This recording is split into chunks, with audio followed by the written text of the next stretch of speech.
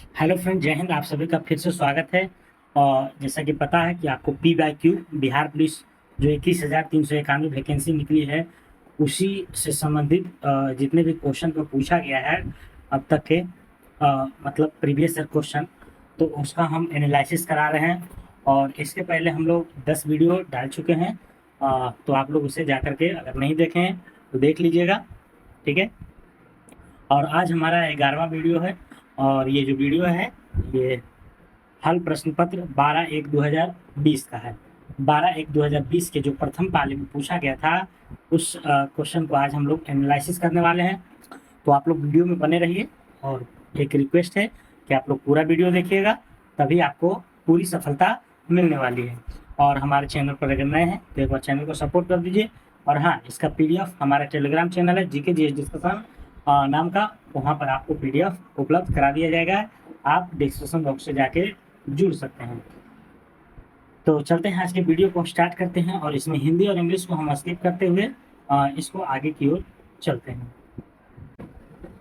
करा कौटिल्य के अर्थशास्त्र के अनुसार निम्नलिखित में से कौन सा राज्य के करों की वसूली के लिए जिम्मेदार था।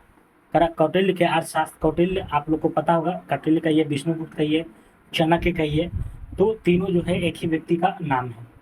ये जो है राजनीतिक गुरु के रूप में भी माने जाते हैं।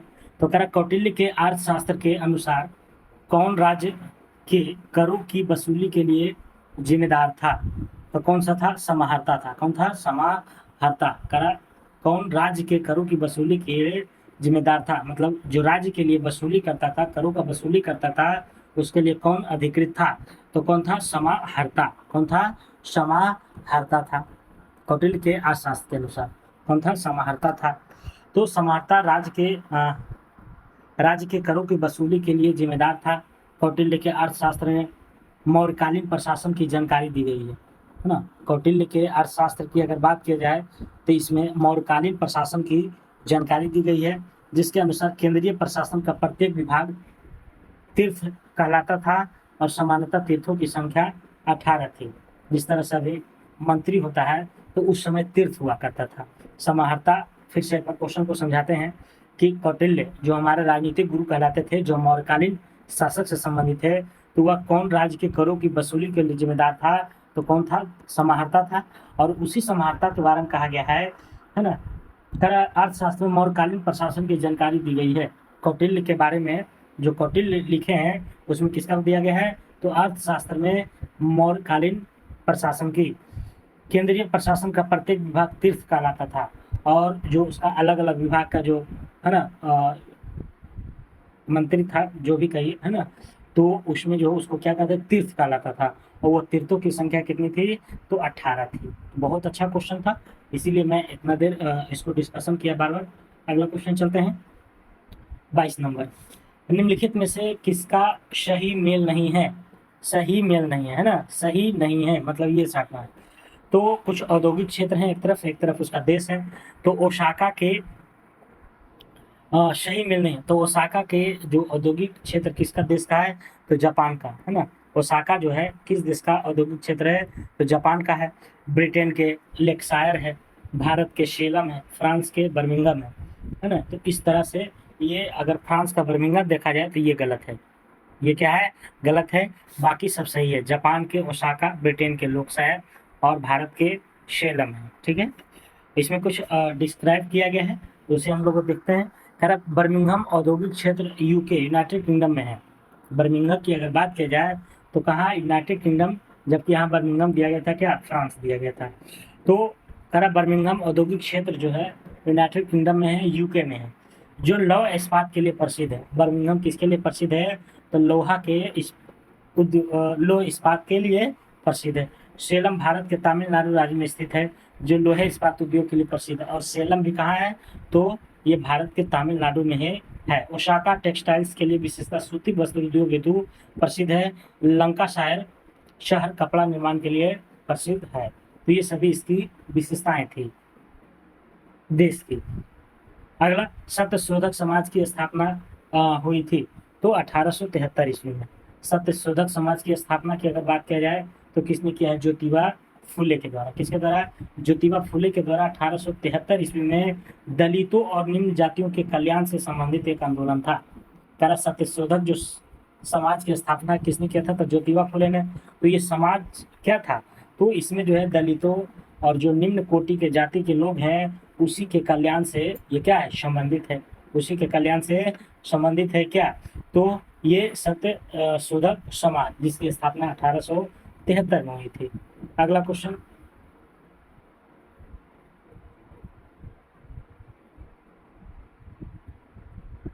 संविधान में किस अनुच्छेद में धन विधेयक को परिभाषित किया गया है? ठीक है, करा संविधान में किस अनुच्छेद में, संविधान के किस अनुच्छेद में धन विधेयक को परिभाषित किया गया है? धन विधेयक के बारे में कुछ लाइनें बताना चाहेंगे कि धन विधेयक सिर्फ और सिर्फ लोकसभा में ही पारित किया जाता है। सिर्फ और सिर्फ लोकसभा में धन विधेयक को पारित किया जाता है। और यहाँ धन विधेयक को परिभाषित किया गया है किस अनुच्छेद में, ये पूछा गया है। तो धन विधेयक अगर पूछेगा तो 110 में है, वैसे 110 क्लोज 1 में है। 110 क्लोज 1 में संविधान के धन विधेयक का वर्णन किया गया है 110 क्लोज 1 का। केंद्र सरकार से संबंधित धन विधेयक को संसद के निम्न सदन में सर्वप्रथम प्रस्तुत किया जाता है ना। पहले ही बताए थे कि सर्वप्रथम इसको है ना सदन के निम्न सदन जो होते हैं लोकसभा, उसी में इसको पेश किया जाता है, जिसे राज्यसभा अधिकतम 14 दिनों तक रोक सकती है। और इसको जो है लोकसभा से पारित करके राज्यसभा में भेजा जाता है, जिसे वह 14 दिनों तक मात्र रख सकती है। 15वां दिन वह अपने आप को है ना क्या करती है? तो नियम लागू हो जाती है। ज्ञातव्य है कि धन विधेयक को प्रमाणित करने की शक्ति लोकसभा अध्यक्ष के पास है। और धन विधेयक जो है प्रमाणित कौन करता है?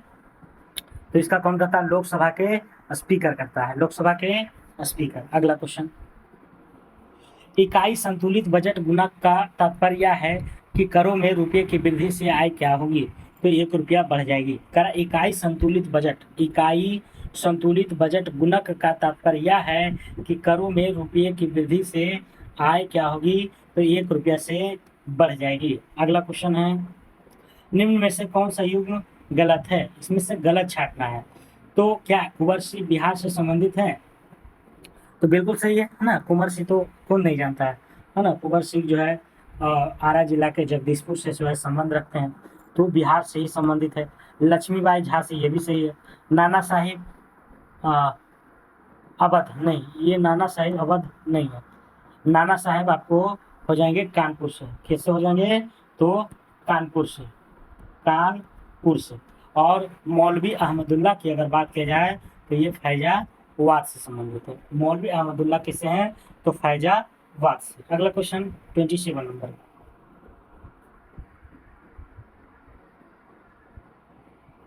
स्वामी दयानंद के विचार जिस पुस्तक में प्रकाशित है उसका क्या नाम है? तो सत्यार्थ प्रकाश है ना। सत्यार्थ प्रकाश में स्वामी दयानंद जी सरस्वती जी का जो है उनका जो है विचार प्रकाशित किया गया है और उनके द्वारा लिखा गया है। स्वामी दयानंद के द्वारा कौन सी पुस्तक? सत्यार्थ प्रकाश। तो सत्यार्थ प्रकाश नामक पुस्तक किसने लिखा है? स्वामी दयानंद सरस्वती के द्वारा। तो इसी तरह से वीडियो आप लोग जो है अगर जो भी हमारे भाई बंधु देख रहे हैं उनको मैं तहे दिल से धन्यवाद देना चाहूँगा कि आप जो है हमारे वीडियो पर समय दे रहे हैं। और इसी तरह से आप समय दीजिए क्योंकि प्रीवियस क्वेश्चन काफ़ी महत्वपूर्ण होता है। और मैं दरोगा का भी जो है ज्ञान बिंदु GS एकेडमी के द्वारा जो पढ़ाया जा रहा है, प्रैक्टिस सेट लगाया जा रहा है, उसका भी हम लोग जो है प्रैक्टिस सेट करा रहे हैं कंटिन्यू। तो आप लोग उससे भी जुड़िए है ना। और मेरा वीडियो चैनल पर भी पड़ा है, आप जाकर के उसे वॉच कर सकते हैं। ठीक है, तो स्वामी दयानंद के विचार जिस पुस्तक में प्रकाशित है उसका क्या नाम है? सत्यार्थ प्रकाश।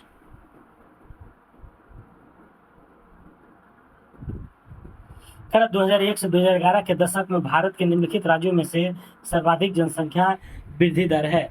सर्वाधिक जनसंख्या वृद्धि दर अगर देखा जाए तो मेघालय का। किसका है? मेघालय का। 2001 के 2011 के दशक में भारत के निम्नलिखित राज्यों में से किसमें सर्वाधिक जनसंख्या वृद्धि दर है? तो मेघालय में। कहाँ है? मेघालय में। अगला क्वेश्चन, जनगणना 2011 के अंतिम आंकड़ों के अनुसार बिहार में वह जिला जहां वर्ष 2001 से 11 की अवधि में सर्वाधिक दशकीय जनसंख्या वृद्धि दर अंकित की गई है, वह क्या है?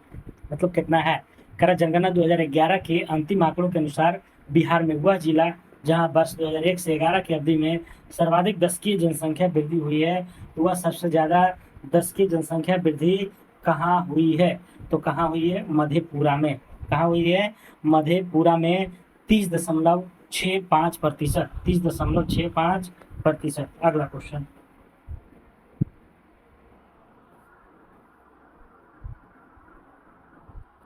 करा किस पहले यूरोपीय ने भारत के समुद्री मार्ग अटलांटिक महासागर की खोज किया था?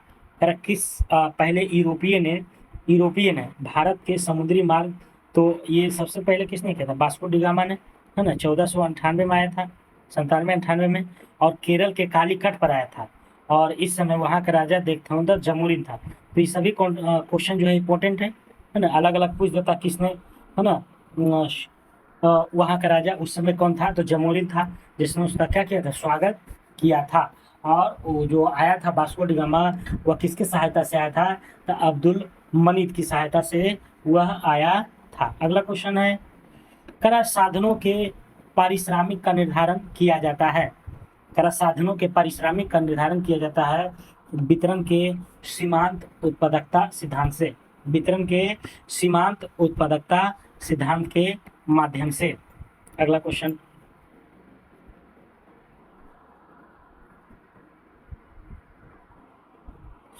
पूर्ण रोजगार प्राप्ति हेतु प्रभावपूर्ण मांग की कमी को जिस उपाय द्वारा दूर किया जा सकता है, वह क्या है? तो वह उपयुक्त में से सभी है। सरकारी व्यय में वृद्धि, कर में वृद्धि, निवेश में कमी। तो पूर्ण रोजगार प्राप्ति हेतु प्रभावपूर्ण मांग की कमी को जिस उपाय द्वारा दूर किया जाता है, वह क्या है? तो सरकारी व्यय में वृद्धि, कर में वृद्धि और निवेश में कमी। अगला क्वेश्चन, लता मंगेशकर के पिता का नाम क्या है? तो देखिए अब इसका पिता का नाम ही पूछ दिया है। तो दीनानाथ मंगेशकर था। क्या था? दीनानाथ मंगेशकर। इन्हें वर्ष 2001 में लता मंगेशकर को भारत रत्न भी मिला है।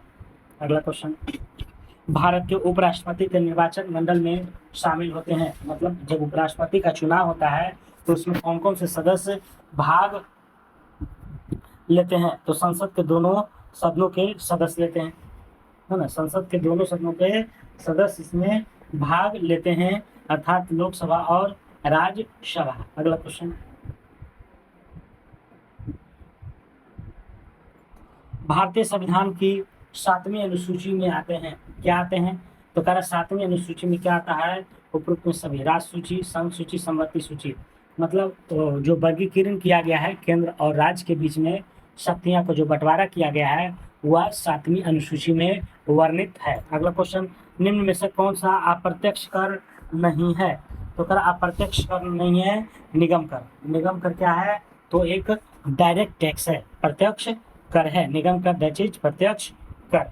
प्रत्यक्ष कर वह कर होता है जिसे जिस व्यक्ति पर आरोपित किया जाता है उसी से वसूल किया जाता है, यथा आय कर, निगम कर। तो इसमें क्या होता है? डायरेक्टली जो है आप पर जो है क्लेम करता है कि आप जब मकान है तो मकान टैक्स लगेगा, है ना।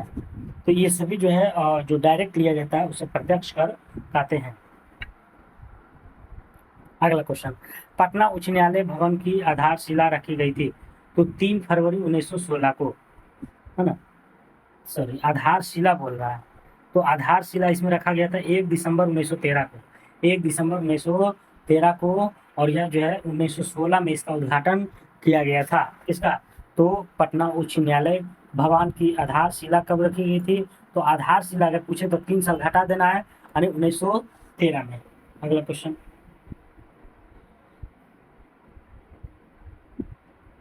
आधारशिला 1913 में रखा गया था, लेकिन वास्तव में करा इसका शुरुआत जो हुआ था 2016 में हुआ था। ठीक है। अगला क्वेश्चन, कुतुबुद्दीन ऐबक का उत्तराधिकारी कौन था? तो आराम शाह था। कौन था? आराम शाह था। कुतुबुद्दीन ऐबक का उत्तराधिकारी कौन सा था? तो आराम शाह था।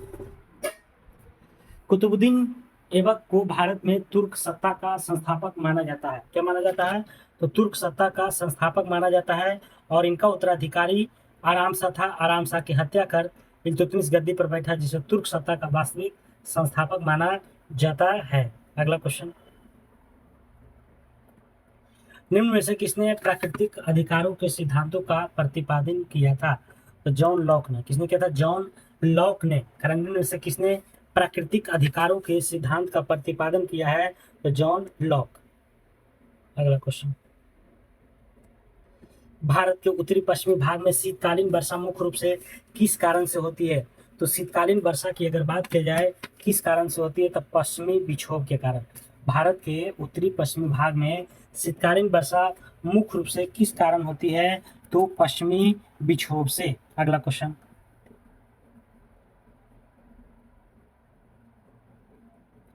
क्या फूलों के संवर्धन के विज्ञान को क्या कहते हैं? तो फूलों को क्या कहेंगे? फ्लोरिकल्चर कहेंगे। अगला, निम्न में से कौन नकारात्मक स्वतंत्रता का प्रतिपादक थे? तो बर्लिन, है ना।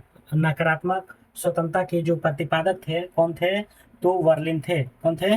वर्लिन थे। अगला क्वेश्चन, इंग्लैंड में किस वर्ष में ग्लोरियस रेवोल्यूशन मतलब गौरवशाली क्रांति हुई थी? तो कब हुई थी? 1688 में। इंग्लैंड में किस वर्ष में ग्लोरियस रेवोल्यूशन यानी गौरवशाली क्रांति हुई थी? तो 1688 ईस्वी में। इंग्लैंड में किस वर्ष में ग्लोरियस रेवोल्यूशन गौरवशाली क्रांति हुई? तो 1688 में। यह एक राजनीतिक शांतिपूर्ण क्रांति है जिसमें ब्रिटिश सम्राट जेम्स द्वितीय को पदच्युत कर दिया गया था और इसे रक्तहीन क्रांति कहा जाता है। फिर से पढ़ते हैं, एक बार नहीं समझ में आया होगा। इंग्लैंड में ग्लोरियस रेवोल्यूशन मतलब गौरवशाली क्रांति 1688-89 में हुई थी इंग्लैंड में। ठीक है, इंग्लैंड बोले तो ब्रिटेन में। यह एक राजनीतिक शांतिपूर्ण क्रांति था। यह कैसा था? तो यह एक राजनीतिक था लेकिन शांतिपूर्ण था जिसमें ब्रिटिश सम्राट जेम्स द्वितीय को पदच्युत कर दिया गया था, अतः इसे रक्तहीन क्रांति कहा जाता है। अगला क्वेश्चन है, भारत के प्रथम उप प्रधानमंत्री कौन है? भारत के प्रथम उप प्रधानमंत्री सरदार वल्लभ भाई पटेल जी थे। करा नीचे लिखे अक्षांशों से भारत की मुख्य भूमिका अक्षांश कितना है? तो 84,376 मतलब 8 डिग्री 4 मिनट से 37 डिग्री 6 मिनट तक है। अगला क्वेश्चन है, ठीक है, तो इसको थोड़ा सा देखते हैं। कर भारत भौगोलिक रूप से उत्तरी गोलार्ध में स्थित है। हमारा जो भारत की स्थिति है ना विश्व के भूपटल पर, तो किस तरफ है? तो उत्तरी गोलार्ध में। किस गोलार्ध में? उत्तरी गोलार्ध में। भौगोलिक दृष्टि से भारत का विस्तार 8 डिग्री 4 मिनट से लेकर 37 डिग्री 6 मिनट उत्तरी अक्षांश, है ना, उत्तरी अक्षांश और पूर्वी देशांतर है। तो देशांतर कितना है ना? 68 डिग्री 7 मिनट से लेकर के 97 डिग्री 25 मिनट पूर्वी देशांतर है।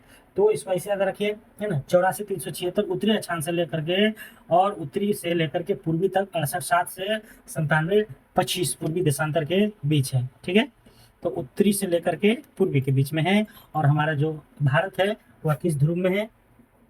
तो उत्तरी गोलार्ध किस में है? तो उत्तरी गोलार्ध में है।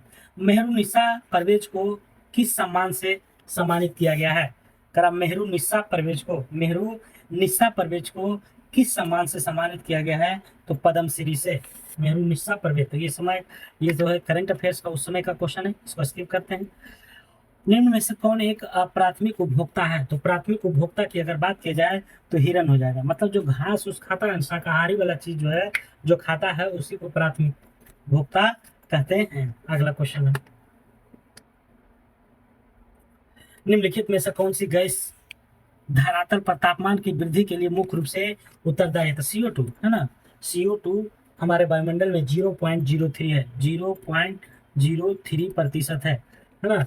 और इससे ज़्यादा अगर होगा तो और ज़्यादा हमारे क्लाइमेट जो है प्रभाव काफ़ी ज़्यादा पड़ेगा। अगला क्वेश्चन है, भारतीय स्वतंत्रता अधिनियम कब पारित हुआ था? भारतीय स्वतंत्रता अधिनियम की बात किया जा रहा है तो ये कब हुआ था? 18 जुलाई 1947 को। 18 जुलाई 1947 को ये स्वतंत्रता अधिनियम पारित हुआ था, स्वतंत्रता अधिनियम। लेकिन हमारा आज़ाद तो देश हुआ था 15 अगस्त 1947 को। उससे पहले 18 जुलाई 1947 को ये अधिनियम बन गया था, स्वतंत्रता अधिनियम 18 जुलाई 1947 को। लोकसभा का अध्यक्ष अपना त्याग पत्र देगा तो उपाध्यक्ष को, है ना, भारत के 52 नंबर। राज्य निर्वाचन आयुक्त को हटाया जा सकता है। राज्य निर्वाचन आयुक्त होता है ना, है ना, राज्य में जो निर्वाचन आयुक्त होता है जो सरपंच मुखिया ये सब का चुनाव करवाता है, तो ये जो है उच्च न्यायालय के न्यायाधीश को हटाने की प्रक्रिया के समान है। जब राज्य निर्वाचन आयुक्त को हटाया जा सकता है तो कैसे हटाइएगा, तो उच्च न्यायालय के मतलब हाई कोर्ट के न्यायाधीशों को जो हटाने की प्रक्रिया है उसी के माध्यम से इस राज्य निर्वाचन आयुक्त को हटाया जा सकता है। राज्य निर्वाचन आयुक्त को उसके पद से उसी रीति से हटाया जा सकता है जिस रीति से उच्च न्यायालय के न्यायाधीशों को हटाया। राज्य निर्वाचन आयुक्त की नियुक्ति राज्यपाल के द्वारा किया जाता है। राज्य में जो निर्वाचन आयुक्त की नियुक्ति होती है वह किसके माध्यम से होता है, राज्य में राज्यपाल के माध्यम से और केंद्र में राष्ट्रपति के माध्यम से। यूरोप के किस प्रथम वैज्ञानिक ने खोज किया कि पृथ्वी सूर्य का चक्कर लगाती है। यूरोप के किस प्रथम वैज्ञानिक ने यह खोज किया कि पृथ्वी सूर्य का चक्कर लगाती है। पृथ्वी सूर्य का कोपरनिकस जो है इस चीज को है ना सेटिस्फाइड किए थे। अगला क्वेश्चन,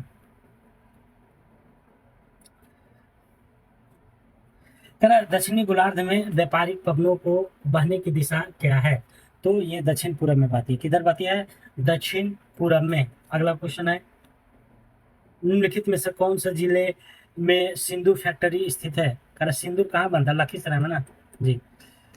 फ्रांस में पेरिस का कम्यून की स्थापना कब हुई थी, तो 1871 में। 1871 में हुई थी। फ्रांस में जो पेरिस कम्यून की स्थापना हुई थी 1871 ईस्वी में। अगला क्वेश्चन है, गांधी सागर बांध है ना, ये दो चंबल पर है ना, चंबल पर है। चंबल परियोजना मध्य प्रदेश और राजस्थान की संयुक्त परियोजना है। चंबल परियोजना सभी को याद रहता है, लेकिन इस चीज को याद रखिए कि चंबल परियोजना जो है मध्य प्रदेश और राजस्थान के संयुक्त परियोजना है। मतलब ये जो परियोजना है इससे दोनों राज्य का कार्य चलता है। किसका किसका, तो मध्य प्रदेश और राजस्थान। जिसके अंतर्गत मध्य प्रदेश में चंबल नदी पर गांधी सागर बांध का निर्माण किया गया है और राजस्थान में राणा प्रताप सागर बांध का, जवाहर सागर बांध का निर्माण किया गया है। तो दोनों जो है राज्यों में बांध का निर्माण किया गया है जिसमें आवश्यकता अनुसार वह पानी का उपभोग कर सके। अगला क्वेश्चन है, वर्ष 2011 के जनगणना के अनुसार भारत में लिंगानुपात कितना है, तो 943 है। 943 है। अगला क्वेश्चन, भारत में रथ मंदिरों के निर्माता कौन थे, तो पल्लव ने, है ना। किसने थे, पल्लव ने किया था भारत में रथ मंदिरों का निर्माण। अगला क्वेश्चन, इंटरनेशनल नर्स डे मनाया जाता है, तो नर्स डे की अगर बात की जाए तो 12 मई को अंतर्राष्ट्रीय इंटरनेशनल नर्स डे के रूप में मनाते हैं। 12 मई। मंत्रिपरिषद लोकसभा के प्रति सामूहिक रूप से उत्तरदायी होगी, यह वर्णन है। 75 के 3 में है। 75 के 3 में। अगला क्वेश्चन, किन दो भौतिक राशियों के मात्रक समान होते हैं, तो वेग और चाल के। वेग और चाल के जो मात्रक होते हैं मीटर पर सेकंड होता है, अर्थात दोनों का क्या होता है, समान होता है। तो वेग और चाल का मीटर प्रति सेकंड, यहाँ देखिए दिया हुआ है मीटर प्रति सेकंड। वेग और चाल के जो है समान होते हैं, लेकिन वेग एक सदिश राशि है और चाल एक अदिश राशि है। अगला क्वेश्चन, एक समान गति वाले वेग समय आलेख का ढाल होता है, क्या होता है, तो शून्य होता है। क्या होता है, शून्य। मानवों में ध्वनि उत्पन्न होती है तो किसके माध्यम से, तो ये होता है कंठ के द्वारा। किसके द्वारा, कंठ के द्वारा ध्वनि निकलती है। CO2 में कार्बन की संकरण व्यवस्था क्या होती है, तो ये होती है SP। CO2 में जो कार्बन की संकरण व्यवस्था होती है क्या होती है, SP। अगला क्वेश्चन, जब उपयुक्त आवृत्ति का प्रकाश किसी धातु पृष्ठ पर पड़ता है तो इलेक्ट्रॉनों के उत्सर्जन की क्रिया को क्या कहते हैं, प्रकाश विद्युत उत्सर्जन। प्रकाश विद्युत उत्सर्जन कहलाता है।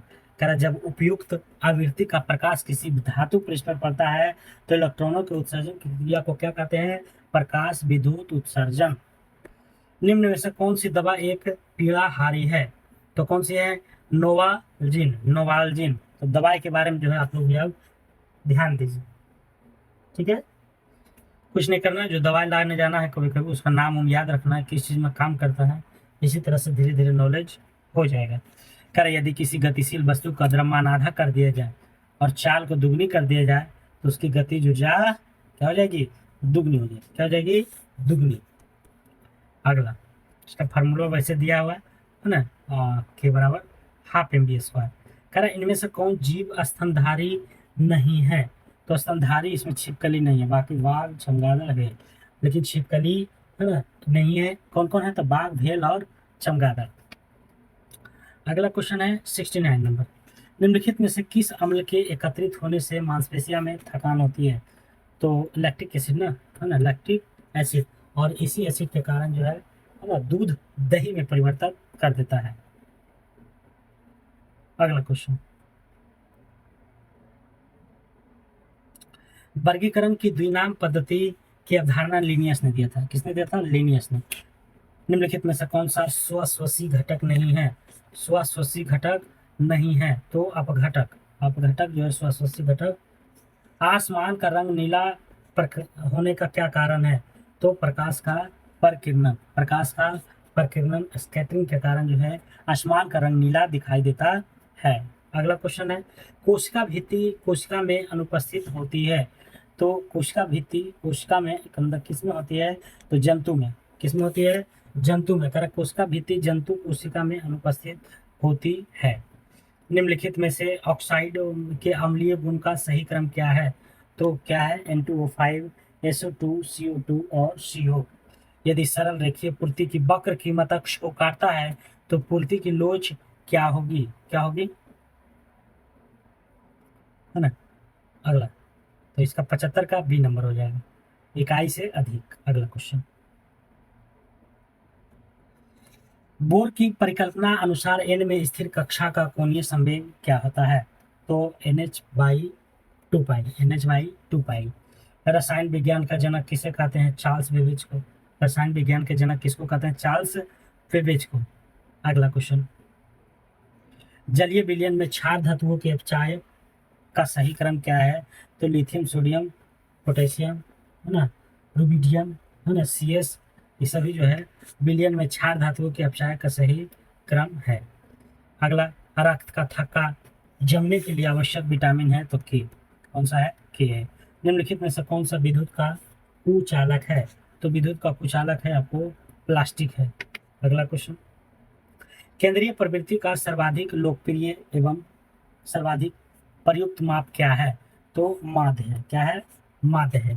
तो आज का PDF में कहीं कहीं आप लोग को देखने में थोड़ा समस्या हो रहा होगा, आप चिंता नहीं कीजिए, इसके बाद ऐसा नहीं होगा। ठीक है। अगला क्वेश्चन है, भारी जल का अनुभार क्या है? तो ये आपका 20 होता है। कितना होता है? 20 होता है।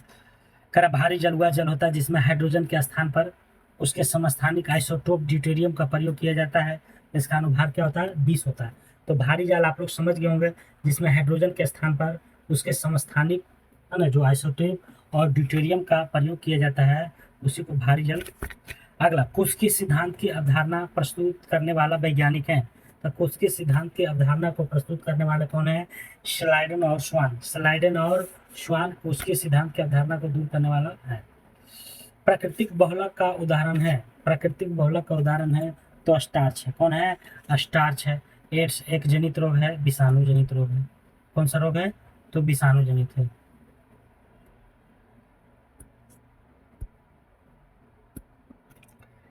एड्स एक कैसा जनित रोग है? तो ये विषाणु जनित रोग है। अगला क्वेश्चन, एड्स के बारे में देखते हैं क्या दिया हुआ है। एड्स एक विषाणु जनित रोग है या HIV वायरस होता है।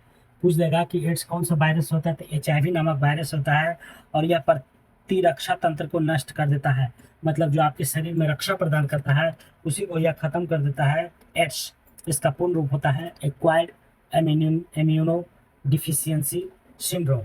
ठीक है। अगला क्वेश्चन, कारण रासायनिक परिवर्तन KClO3, है ना, डैश ICI में क्लोरीन का ऑक्सीकरण संख्या कितनी हो जाएगी?